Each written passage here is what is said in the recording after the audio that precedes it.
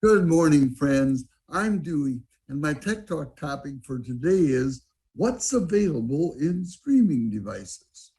Last July, when I was invited to be a staff member at TFS, co-host Ron Brown dubbed me as the streaming senior. Interestingly, though, I've done about 40 presentations to date. Only 3 have been on the subject of streaming TV.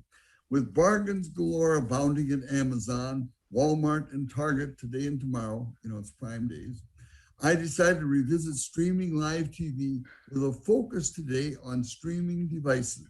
I'll plan on talking about streaming services next week. The current July issue of Consumer Reports magazine reported that they're now testing streaming media devices, giving the top score to the NVIDIA Shield TV Pro and naming the Roku Ultra 2020 as a best value choice.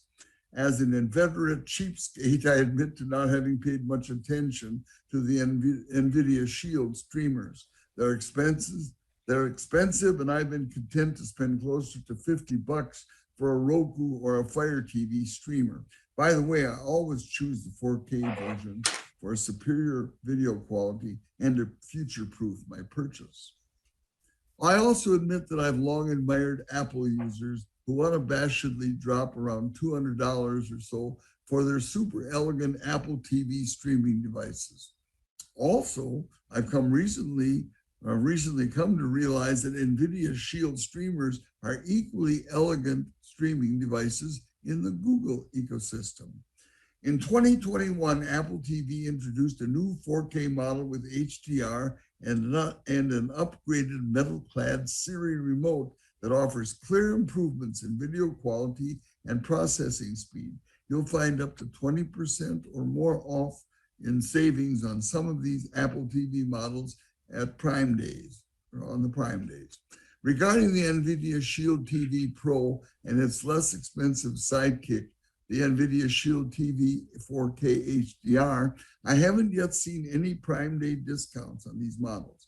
It might be noted that the NVIDIA Shield streamers are favored by most gamers above all other streamers. Changing the subject now, ReviewGeek.com reports that YouTube TV is offering TiVo Stream 4K and Chromecast devices free to selected customers. Speculation is that may have something to do with that ongoing dispute between Roku and Google. CNET.com recently published an article entitled Best Streaming Devices in 2021, in which their editors named the best streaming devices in various named categories. The best streaming unit overall was declared to be the Roku Express 4K Plus. At $40, it's $10 cheaper than the popular Roku Streaming Stick Plus 4K, I should have said, yet has comparable capabilities. The next best streamer overall, according to CNET.com, is Chromecast with Google TV.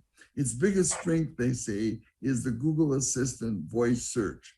Regular price is $50, but you won't find this unit at Amazon now because of the contentious relationship between Google and Amazon.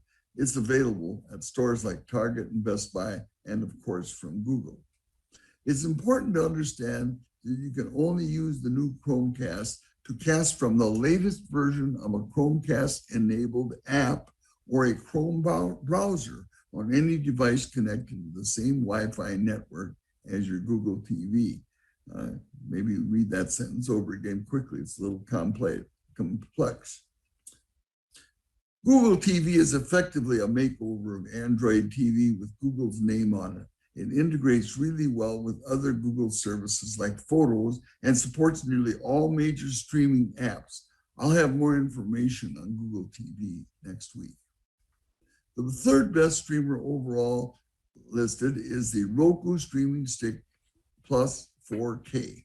Though the basic design is 3 years old, its updated features include voice search, TV on and off, volume control, and mute. I have 3 of these streamers and I really like them. Amazon and other marketers currently have them on sale now for $39. It's a bargain at any price. CNET.com says the best streamer for Apple fans is Surprise, surprise. The Apple TV 4K 2021 version I've spoken about earlier. It's loaded with features and great for people who want to remain in the Apple ecosystem. Regular price is $199, but its Prime Day price at Amazon at this writing is $170. Best for gamers is the category name CNET.com chose for the NVIDIA Shield TV Pro and less expensive NVIDIA Shield TV 4K HDR. I mentioned both earlier. The Pro model costs $50 more, but includes a game controller. For folks in the Google ecosystem, these devices leave little to be desired. The 4K HDR unit is pictured at the right. The best budget streamer is the Amazon Fire TV Stick Lite. Though this streaming stick lacks 4K, it does have the voice search and other features not found on the pricier Roku Express 4K Plus. To its credit, the remote doesn't need line of sight to operate. In what sounds like a contrived category, best for convenience and wired streaming, is the Roku Ultra. Though a little more spendy at $69, it has Dolby Vision, Dolby Atmos, a headphone jack, programmable shortcut keys on the remote, a remote finder, and a wired Ethernet port. Quite a unit. Designated as the best 4K streamer for Amazon fans is the very popular Amazon Fire TV Stick 4K. Like the Amazon Fire Stick Lite, it bakes Alexa right into the remote control. With a massive selection of Amazon content, as well as Dolby Vision and HDR, it remains an excellent choice. The final streamer we'll look at is the Roku Stream Bar, a relatively recent Roku product. It's a 2.0 channel soundbar with side-firing wide speakers, and its streaming capabilities are equivalent to the Roku Streaming Stick Plus 4K. That's the one I have. It's $130 at Amazon Prime, but currently on sale for $99, and I think that's a bargain. Well, that wraps up this review of the most highly recommended streaming devices you can buy, especially on this Amazon Prime kickoff day or whenever. If you happen to be one of those rare techie type persons who hasn't yet ventured into streaming live or pre-recorded TV, I really hope you'll live it up and take the leap. Well, that's my Tech Talk story for today, and I am really sticking with it. Thanks for watching. Stay safe, and we'll see you next week. This is a Windows 11 preview special for Tech for Seniors. I'm Hewie Poplock. On June 24th, Microsoft is having a special preview of what's next for Windows. But this past week, there have been a lot of leaks of what might be coming on June 24th, just a few days away. Let's see what is being shown as part of that leak. This is an installation of the Windows 11, or at least that's what they're calling it. It'll ask about which keyboard layout you want. Ask you if you have a second keyboard. It checks for updates. It wants to know how you want to set up the device for personal use or work or school. And then you have to sign in with your Microsoft account. It is possible to sign in without a Microsoft account, and you do it with an offline account. It then starts the install. It asks you to create a PIN. So you set up a PIN. It says, do you want to restore from a previous version of Windows, or do you want to set up a new device? You then choose some privacy settings. This is the top of the screen, and as you scroll down, there are some more choices. And then it wants to customize your experience by you checking off certain things that you do on the computer. Do you do gaming, creativity, family, schoolwork? And there are some others, and you can check them, and it will set things up a little bit uniquely to you based on what you check off in this screen. Then it asks about OneDrive and how you want to set it up. And it goes through hi, or your things are getting ready for you. It takes a few minutes. And when it's done, it looks like this. They've changed the background, the theme, and when it starts, it only has two icons on the screen, the recycle bin and Microsoft Edge, its browser. This is the About screen to show you that it is Windows 11 and which build it is, and then the software license. This happened to be the Windows 11 Pro that was installed. Apparently, there are a bunch of choices when you're doing your install. Again, this is what it looks like. You look down at the bottom, you can see the taskbar has changed. It's in the center now. However, if you're one of those people who don't like change, you can change the taskbar to be on the left with the newly designed start button that looks like four blocks or a actual window. That will be in the left corner as it was before. When you click on the start button, you can see all apps, or you may see something like this at the bottom. Your search button will come up and look like this. So the search bar is not on the taskbar. Next to the search button is the new desktop. And you can have multiple desktops by pressing that button. Those you can see, you can have desktop 1, desktop 2. So you can have different choices. And this has been in Windows 10. You can have widgets, and this is the weather widget. But there are other widgets that you can install, and that's the widget button on your taskbar. Again, any of the icons on the taskbar can be removed or moved around on the taskbar. Here is the start screen, the new start screen. Notice the icons have changed. You have the pinned items at the top and then the recommended underneath. You don't have to have anything pinned if you don't want. And then you also have the All Apps button that gives you the list that you used to see on the left-hand side of your Start button. If you hold your mouse over the Maximize Minimize button, you'll have a choice on how you want to have your screen look for productivity. You can have side by side but not even. You can have two smaller windows with a larger window on the left, or you can have four small windows open. And you can set it up by clicking that, and then you click which box you want it to be, and that window will then be in that position. Here's what File Explorer looks like. It looks much the same, however, the icons have all changed. Here are your choices for the setting up of your multitasking window. Microsoft has a new storefront with a different look.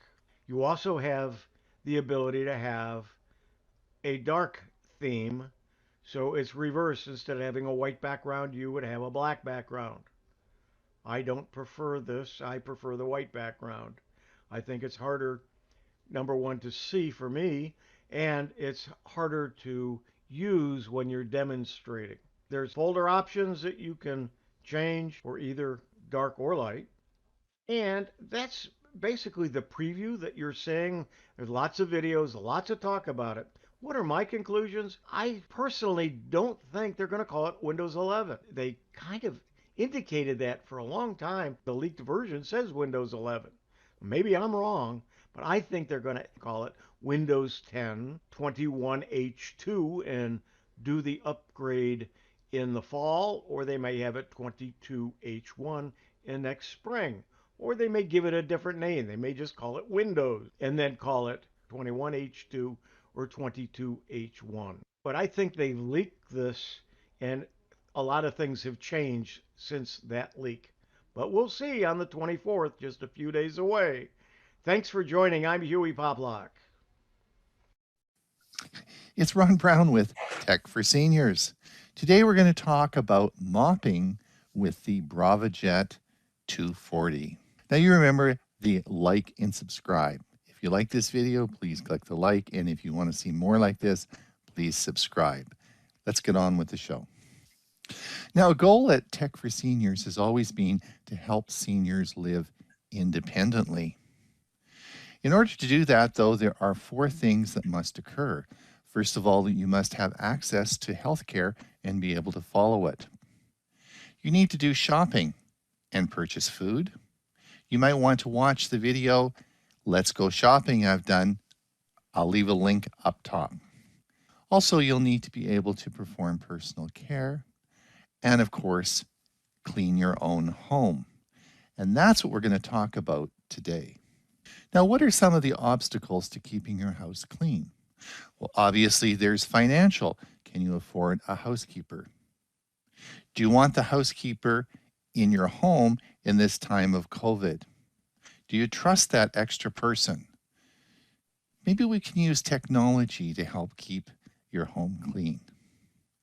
You may have mobility issues. You may not be able to get down and get the vacuum under the bed. What about problems with your vision? If you can't see, how do you know if things are clean? That can be very difficult. And oh my gosh, if you can't remember to do things because you're having a little trouble with your memory, that also can be a barrier to keeping your house clean. So can technology provide a solution for this dilemma? And let's have a look at that today. Now, in cleaning your house, there are 2 parts. Of course, you have carpet and you have floors which need to be vacuumed. This isn't really a video about vacuuming your home. Today I want to talk about washing the floors. Difficult task if you have to get down on your knees and wash them. So let's see if technology can help us. Now, the traditional way, and the one that we've always done, is we have a steam mop, as you can see on the right side. But today I want to look at some of the technologies that are available for you that will help you do this, such as the vacuums will. Now, yes, there are vacuums, robotic vacuums, that do both. They vacuum and they wash the floors. Pretty cool. But these are dual function machines, and they're often very expensive. And the reason for this is they require 2 extra features that robotic vacuums usually don't have, and that is they need a water reservoir, and then they need a mop attachment to be placed on the bottom of the machine. This adds complexity and often makes these devices over $1,000. So, do you have to spend all that money, and does it work any better than a steam mop? Well, let's have a look at that. So the one I purchased was called the Braava Jet 200 by iRobot. It was $170 US. Now, the Braava Jet 200 is inexpensive, only cost $170. It has a precision spray and has 3 types of sweeping. It can do a wet, it can do a damp, or a dry sweep. And I'll explain that in just a minute. Now, where I got a lot of my information for this presentation was a YouTube site called Vacuum Wars. And this is an excellent site. They do quality testing, and they test a lot of vacuums and have standardized testing. And if you are interested in this area, I would encourage you to go to that site, and I'll leave a link in the show notes. Excellent, excellent presentations. They recommended that a single-purpose unit works better, and that's the way I went. Rather than getting a vacuum mopping combination, they said it's cheaper, and they work better, and they're much simpler. Now, in the iRobot line, there are 2 models. There's the M240, and that's the $170 version. That's the one that I bought, And then there's the M6, which is $450. Now, what is the difference between the two? Well, functionally, they do essentially the same thing, but the M6 has more advanced navigation. It has LiDAR and more sensors on it. For a lot of reasons that we're going to talk about, that's really not necessary. And the $170 version cleans just as well.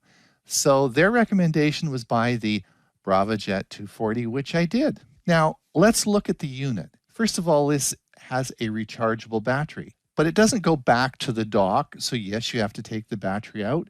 It clips in a charger and you charge it up. Lasts about an hour and a half, which is plenty. This unit then requires you to fill it with water. I would recommend using distilled water.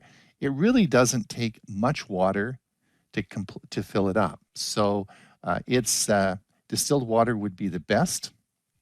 There are 3 cleaning pads that you can use with this mopping vacuum.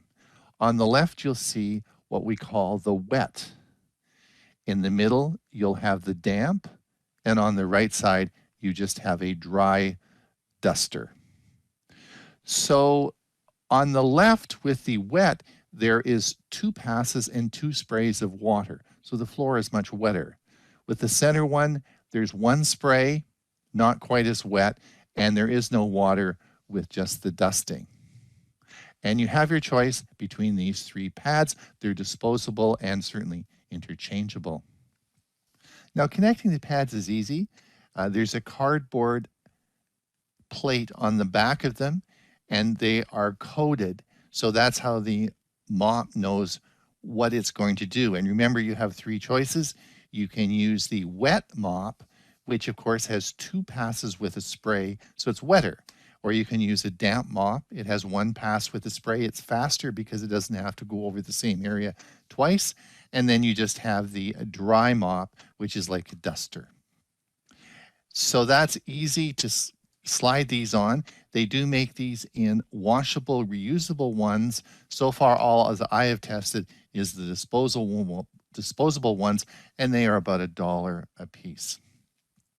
Let's see how easy this is. You fill it up with water, put a pad on the bottom, and carry it to the floor with the handle, closing it.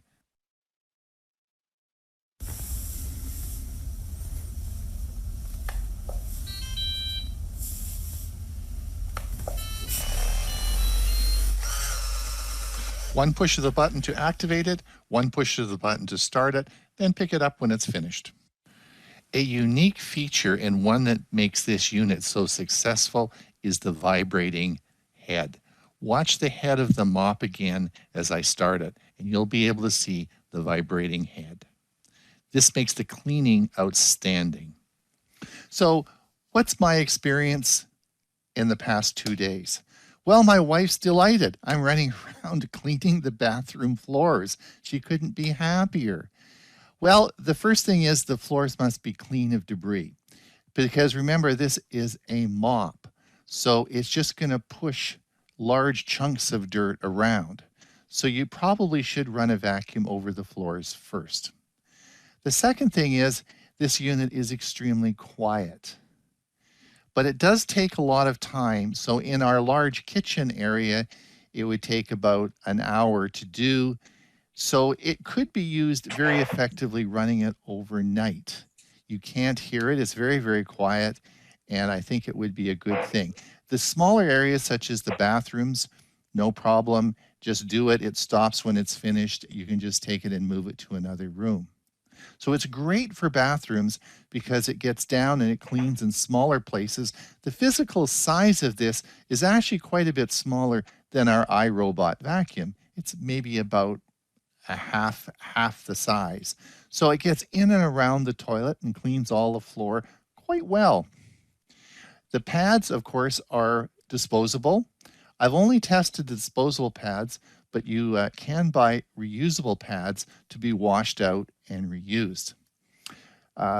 The last thing is they do provide a cleaning solution. So far, I've used just distilled water in mine, but I've only had it for a few days. I have cleaning solution on the way, and we'll see if that makes a difference. But so far, I've been very happy with using the distilled water.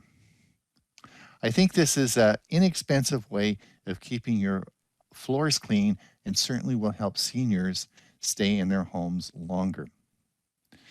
It's Ron Brown with Tech for Seniors. Remember, click the like and subscribe, and we'll see you for the next video.